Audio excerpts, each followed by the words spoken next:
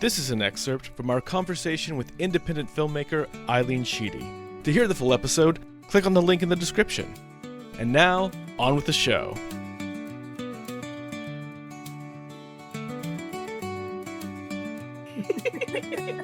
I'm really keen to talk to you guys as independent filmmakers, both of you, about Once. This was my first time seeing it, but also the whole feel of Once is one of the more raw movies I've ever seen. Yes. It's so indie. It was made for a teeny budget too. I want to say it was like maybe like $250K. And I was reading the director was using wide angle lenses from yards and yards away, so that they could do the scenes in public places or where they didn't have license or permits to film. It's very guerrilla, very like doc style. Right. So familiar. There were certain moments where they couldn't help it. Somebody noticed the camera. Yeah. Somebody in the background. There were no extras. These were just real people in the street. Particularly, there's a scene where what's the character name? They don't have names. They don't have names. The two characters don't have names. Girl. Yeah, It's guy and girl. Guy and girl. Yeah. The scene where Marketa Orglova is listening to Glenn Hansard's song, and she's just walking down the street, and she's like walking out of a little shop, and the girls around the door of the shop are staring right in the camera. For that moment, it really did not feel like a movie at all. It felt like real life, or a music video.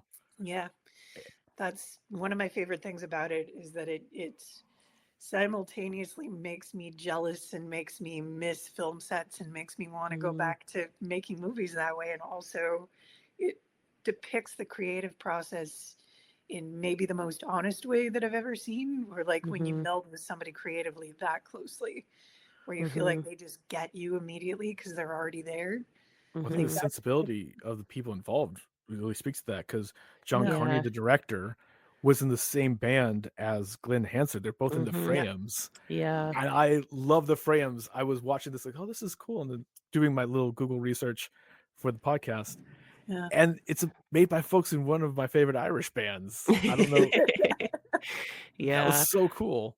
Yeah. Well, and that actually happened because I think originally he had written the role, or they had cast like Cillian Murphy to play the character. That's right. And then they were like, nah.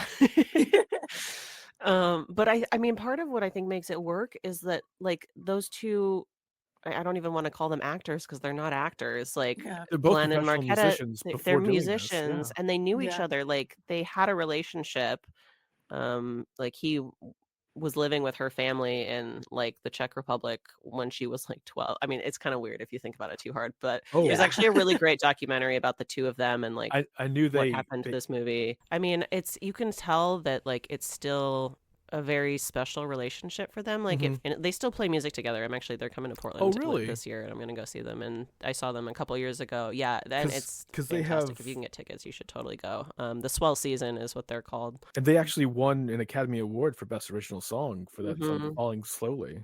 Deservedly. I mean, I think that's one of my favorite, like that scene, especially when they first play it together and she's just kind of feeling it out on the piano as he's like walking her through all the key changes and everything. Like it feels, not like a movie. It feels organic and genuine and real. It reminds me of Call Me by Your Name a little bit, and that there were insane budget. Oh yeah. You feel it, but there's also so much chemistry, and like the casting works perfectly. Yeah, this was the movie that made me want to start making movies. It was like I watched it, and it was the first time I thought like I wish I had made that movie. Yeah, it is 100% not something you can. I mean, I think you and I have worked on a lot of film sets like that, where you have all the hopes in the world, the script is good, but it's not quite clicking the way that like once clicks perfectly, and it's just that everything lined up for them just right. It's gorgeous for that reason, but also I still hate it a little bit. It's so hard to get that. The jealousy is real. I know. What was the part of Once that sparked your inspiration? I mean, I think it's just the whole development of the relationship, like for me was a big thing, because I love romances that don't have like a happy ending or like a neat and tidy ending. I love movies where people who love each other have to leave each other for the greater good or for their own personal good or whatever. But like, yeah, something I've just always been drawn to sort of like that sad, that the world is maybe not always the way you want it to be, sort of a thing. And I think that's in Last Unicorn, that's in in Peter Pan and like things like that, where it's in just the mood for love too. Yeah. And that's one of the things I think that I actually enjoy about this movie most, is that they're sort of more creative soulmates than romantic soulmates. For sure. Right. Yeah. Yeah, I mean, as creatives, they click together so well that dating might have fucked that up anyway, and that's you don't see that depicted a lot, but it's a choice I've made before. I think part of it too is this is one of the first movies that I saw where it was kind of like there are things that are more important than romance. Like the romance is a big part of it, but like ultimately the thing that's more important is like the friendship. Yeah. And like we record this piece together that is a valuable and an important thing, and just as important as if we'd fucked, Yeah. Maybe even more so, arguably. And I wish more stories put an emphasis on that. Because creativity, the best. This is one of the first movies that I saw where it was subtle. Like it's not, there's so much that's unsaid in this movie that's like, there's so much subtext to what's happening. And I don't know if I had ever seen a movie like that before. It's so hard to write something like that too. It's hard to know. The script for this movie is very bad. If I have a copy of the script that I found online, and it's like, first of all, the ending is completely different. Like she goes to the airport and they like kiss at the airport, and like it's terrible, so bad. Like, there's all these like placeholders for where the songs are and stuff like that, but like it's just, I mean, I know we're gonna get into talking about In the Mood for Love, but like that movie didn't even have a script. Kind of, I'm like, that's really scary to me as like a filmmaker, because I'm like, shit, it seems like the kind of movies I want to make like don't have scripts, but you also can't just be like, hey guys, let's make a movie without a script. Like, I mean, Kar-wai can do it, but I can't do it. I didn't realize it didn't have a script.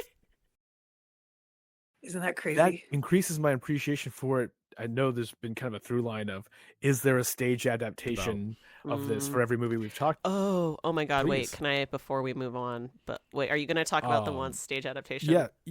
Yes, sure. Yes. Of Once? Is there a stage adaptation? There's a musical. There is, yes. The thing about it that's weird, I have seen it.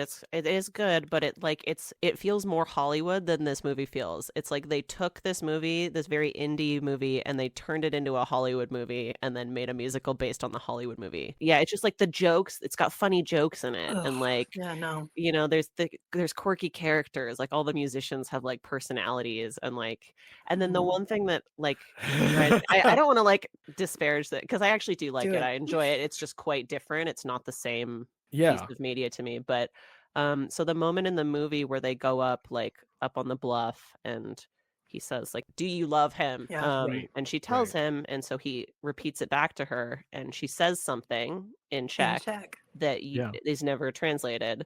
In the stage musical they subtitle it. They translate it and and I was just like, man, like that did not need to happen. What does she say? She says, I love you. Oh no, that's not what is happening in the movie. I mean, I felt like it was kind of like a very mature realization that you can love somebody and not have to take further steps. Like, this was the first movie that showed me that there are different kinds of love that are just as important as romantic love. And Absolutely. Yeah, and just as powerful and just as life-changing